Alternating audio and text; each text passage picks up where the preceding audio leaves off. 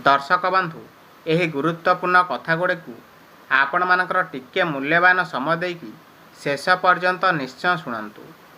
दर्शक बंधु आपण कौन काली राति शोइबा पूर्वर बिलेईर स्वर शुणी कि कौन आज केउ आड़े जीवा बेले गोटे बिलेई चुपचाप आपणकर रास्ता पारी हो गला कि ताहले सावधान हो जातु, कारण यह एक सामान्य पशु किंबा संजोग भावंतु नहीं। सत्य यह जे बहुत हसखेल परिवार हो जाइछंती। पति पत्नी का झगड़ा एवं घरर उन्नति चलीजा केवल एथिपाई सेमाने अजाणतरे अलक्ष्मीकर बास निज घरे करछंती। किंतु एही दुनिया रे एमिति भी किछि लोक मध्य अछंती जे काली पर्यंत करज गरीबरे बुड़ी रहिथिले एवं आज राजा भली सुख भोग करुछंती। जानिछंती एपरि काहेकि घटुछि?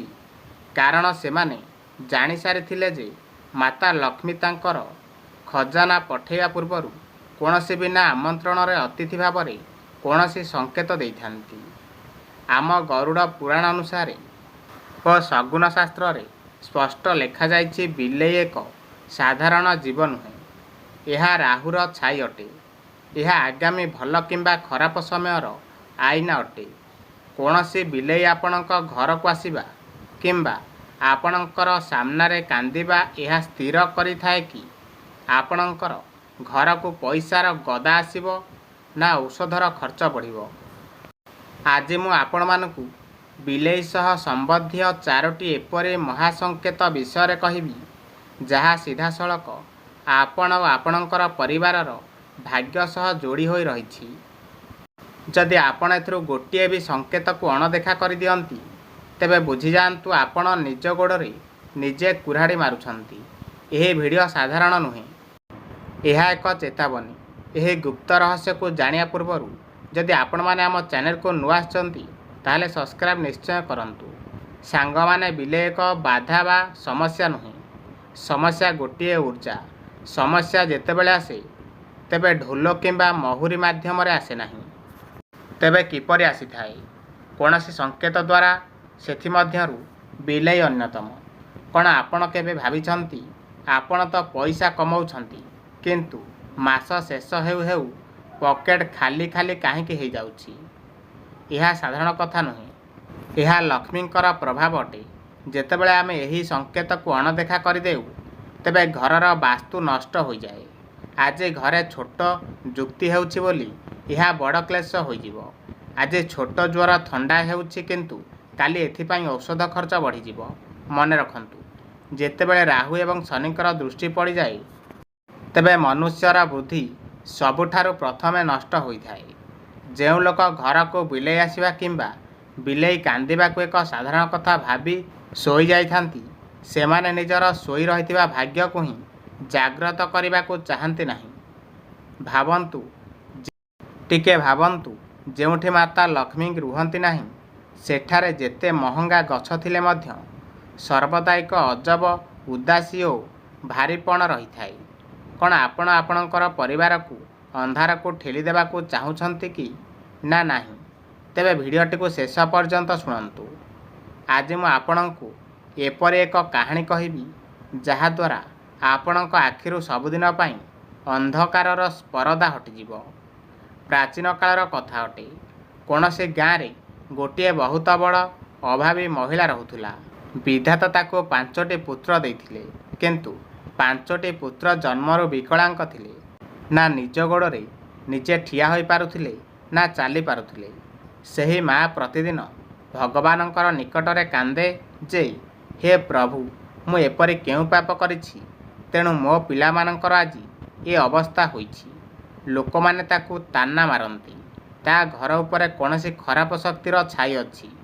तेबे गोटिए दिन एक चमत्कार हैला। गोटिए धड़ा बिलेई गर्भावस्था ता घर को आसिला किंतु से महिला ताकू न घोड़ाई गोटिए कोणरे स्थान देई निज भागर अधा रुटी ताकू खाइबाकू देला। तापरे बिलेई सेही घरे 4टी सुंदर छुआ जन्म कला। तापर यह ठारू विधिर विधान बदलीगला। जेमिति बिलेई ता छुआ को जन्म देला सेमिति वर्ष वर्ष धरी शଯ୍ୟାସ୍ଥାୟୀ से महिलार बड़ पुओ हठात निज गोड़े निजे ठिया ହେଲା। ଯେମିତି ଯେମିତି ସେ ବିଲେଇର ଛୁଆ ବଡ଼ ହେଲେ, ସେ ମହିଳାର ସବୁ ପୁତ୍ର ସୁସ୍ଥ ହୋଇ ଚାଲିଲେ। ଯେଉଁଠି କାଲି ପର୍ଯ୍ୟନ୍ତ ଦୁଃଖ ଓ ଦରିଦ୍ରତା ଥିଲା, କିନ୍ତୁ ସେଠି ଆଜି ମନ, ଧନ ଓ ଖୁସିର ବର୍ଷା ହୋଇଗଲା। ଆମର ଗରୁଡ଼ ପୁରାଣ ଅନୁସାରେ ସ୍ପଷ୍ଟ ଲେଖାଯାଇଛି କି ଯେଉଁ ଘରେ ବିଲେଇ ତା ଛୁଆକୁ ଜନ୍ମ ଦେଇଥାଏ, ସେହି ଘର ସାକ୍ଷାତ ବୈକୁଣ୍ଠ ହୋଇଯାଇଥାଏ। ସ୍ୱୟଂ ମା ଲକ୍ଷ୍ମୀ ସେହି ଘରକୁ ଆସିଥାନ୍ତି। କିନ୍ତୁ ଆଜିର ମନୁଷ୍ୟ ଅଜ୍ଞାନତାର ଅନ୍ଧକାରରେ ବୁଡ଼ିଯାଇ ଏହି 4ଟି ଭୁଲ କରି ବସନ୍ତି, ଯାହାଦ୍ୱାରା ତାଙ୍କ ଭାଗ୍ୟ ବିଗିଡ଼ି ଯାଇଥାଏ। ଆପଣମାନେ ମଧ୍ୟ ଏହି ଭୁଲ କରନ୍ତୁ ନାହିଁ। ତେଣୁ ଧ୍ୟାନ ଦେଇ ସେହି 4ଟି ସଂକେତ ଶୁଣନ୍ତୁ। ପ୍ରଥମେ, ବିଲେଇର ପ୍ରସବ ହେବା।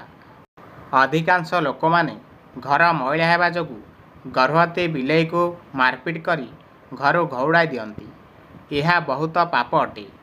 ବିଲେଇର ନିଜ ଷଷ୍ଠ ଇନ୍ଦ୍ରିୟକୁ ଜାଣିଥାଏ ଯେ କୌଣସି ସ୍ଥାନ ପବିତ୍ର ଅଟେ। ସେ ଆପଣଙ୍କ ଘରକୁ ବାଛିଛି। ତେବେ ବୁଝିଯାଆନ୍ତୁ, ଆପଣଙ୍କର ଭଲ ସମୟ ଆସିବାକୁ ଆଉ ଡେରି ନୁହେଁ। ଦ୍ୱିତୀୟ ସଂକେତ, ବିଲେଇ କାନ୍ଦିବା। ଯଦି ଆପଣଙ୍କ ଘର ବାହାରେ ବିଲେଇ ବାରମ୍ବାର ଭୟାନକ ଭାବରେ କାନ୍ଦୁଛି, ତେବେ ସାବଧାନ ହୋଇଯାଆନ୍ତୁ। ଏହା କୌଣସି ସାଧାରଣ ଘଟଣା ନୁହେଁ। ଶାସ୍ତ୍ର କୁହେ, ବିଲେଇ ଯମରାଜାଙ୍କ ଦୂତକୁ ଦେଖିପାରେ। ଏହା ଘରକୁ ଆସୁଥିବା ବେମାରୀ କିମ୍ବା ବଡ଼ ଅଘଟଣ ପୂର୍ବର ସଂକେତ ଦେଇଥାଏ। ଏମିତି ପରିସ୍ଥିତିରେ ତାକୁ ପଥର ନ ମାରି ଭଗବାନ ବିଷ୍ଣୁଙ୍କୁ ସ୍ମରଣ କରି ଘରର ମୁଖ୍ୟ ଦ୍ୱାରରେ ଲୁଣ ମିଶା ପାଣି ଛିଞ୍ଚାଡ଼ନ୍ତୁ, ଯାହାଦ୍ୱାରା ନକାରାତ୍ମକ ଶକ୍ତି ଦୂର ହୋଇଯାଏ। ତୃତୀୟ ସଂକେତ, ବିଲେଇମାନେ ନିଜ ନିଜ ଭିତରେ ଲଢ଼େଇ କରିବା। ଏହା ଗ୍ରହ କ୍ଲେଶର ସବୁଠାରୁ ବଡ଼ ପ୍ରମାଣ ଅଟେ। ଏହା ଦର୍ଶାଇଥାଏ କି ଆପଣଙ୍କର ଜମା ପୁଞ୍ଜି ଜଲ୍ଦି ବ୍ୟର୍ଥ କାମରେ ନଷ୍ଟ ହେବାକୁ ଯାଉଛି। ଯେଉଁ ଘରେ ବିଲେଇ ଲଢ଼େଇ କରନ୍ତି, ସେହି ଘରେ ଶାନ୍ତି ଦୂର ହୋଇଯାଇଥାଏ। ଚତୁର୍ଥ ସଂକେତ, ବିଲେଇ ରାସ୍ତା ପାର କରିବା। ଆମେ ପିଲାବେଳୁ ଶୁଣିଛେ ଯେ ଏହା ଅଶୁଭ ଅଟେ, କିନ୍ତୁ ଏହା ଭୁଲ। ବିଲେଇ ରାହୁର ରୂପ ହୋଇଥାଏ। ଯେତେବେଳେ ବିଲେଇ ଆପଣଙ୍କର ରାସ୍ତା ପାର କରିଥାଏ, ତା'ର ଅର୍ଥ ହେଉଛି ଆପଣଙ୍କ ଉପରେ ଆସୁଥିବା ବିପଦକୁ ସେ ତା ମୁଣ୍ଡ ଉପରକୁ ନେଇଯାଇଛି। ତାକୁ ଗାଳି ଦେଇ ଆପଣମାନେ ପାପର ଭାଗୀଦାରୀ ହୁଅନ୍ତୁ ନାହିଁ। କେବଳ ସେଠାରେ କିଛି ସମୟ ସ୍ଥିର ହୋଇ ଭଗବାନଙ୍କୁ ପ୍ରଣାମ କରି ଆଗକୁ ବଢ଼ନ୍ତୁ। ମନେ ରଖନ୍ତୁ, ପଶୁ ପକ୍ଷୀ କେବଳ ସାଧାରଣ ଜୀବ ନୁହନ୍ତି, ସେମାନେ ପ୍ରକୃତିର ଗୁପ୍ତ ସନ୍ଦେଶର ବାହକ ଅଟନ୍ତି। ମନରେ ପ୍ରଶ୍ନ ଉଠେ ଯେ ଆମେ ଯଦି ଆମ ଅଜାଣତରେ କୌଣସି ବିଲେଇକି ମାରିଥାଉ କିମ୍ବା ଭୋକ ଶୋଷରେ ଘଉଡ଼ାଇ ଦେଇଥାଉ, ତେବେ କ'ଣ ଆମ ଉପରକୁ ବିପଦ ଆସିଥାଏ? ଆମ ହିନ୍ଦୁ ସନାତନ ଧର୍ମରେ ଭୁଲର କ୍ଷମା ଥାଏ ଓ ପାପର ପ୍ରାୟଶ୍ଚିତ ଥାଏ। ଯଦି ଏପରି ଭୁଲ କରୁଛନ୍ତି, ତେବେ ଏହି 4ଗୋଟି ଉପାୟ ଆପଣାଇ ନିଜ ଭୁଲକୁ ସୁଧାରି ନିଅନ୍ତୁ। ପ୍ରଥମ ଉପାୟ, ଗୋଟିଏ ମାଟି ଢାଳର ପାଣି ଭର୍ତ୍ତି କରି ନିଜ ଘରର ମୁଖ୍ୟ ଦ୍ୱାର କିମ୍ବା ଛାତ ଉପରେ ରଖିଦିଅନ୍ତୁ। ଏହାଦ୍ୱାରା କୌଣସି ଦୁଃଶାତ୍ର ଜୀବ ସେହି ପାଣିକୁ ପିଇ ଆପଣମାନଙ୍କୁ ଆଶୀର୍ବାଦ ଦେବ। ଦ୍ୱିତୀୟ ଉପାୟ, ପ୍ରଥମ ରୁଟିରେ ଅଳ୍ପ ଘିଅ ଓ ଗୁଡ଼ ମିଶାଇ ବିଲେଇକୁ ଖାଇବାକୁ ଦିଅନ୍ତୁ। ଏହାଦ୍ୱାରା ରାହୁ ଦୋଷ ଦୂର ହୋଇଥାଏ। ତୃତୀୟ ଉପାୟ, ଗୋଟିଏ ଢାଳ ପାଣିରେ ଅଳ୍ପ ସନ୍ଧବ୍ୟ ଲବଣ ଓ ହଳଦୀ ମିଶାଇ ନିଜ ଘରର ମୁଖ୍ୟ ଚୌକାଠକୁ ଭଲ ଭାବରେ ପୋଛି ଦିଅନ୍ତୁ। ଏହାଦ୍ୱାରା ଘରୁ ସମସ୍ତ ନକାରାତ୍ମକ ଶକ୍ତି ଚାଲିଯାଇଥାଏ। ଚତୁର୍ଥ ଉପାୟ, ଯଦି ଏହିସବୁ ଉପାୟକୁ ଆପଣ ବିନା ସ୍ୱାର୍ଥରେ ପୁରା ଭାବ ସହ କରନ୍ତି, ତେବେ ଫଳପ୍ରଦ ହୋଇଥାଏ।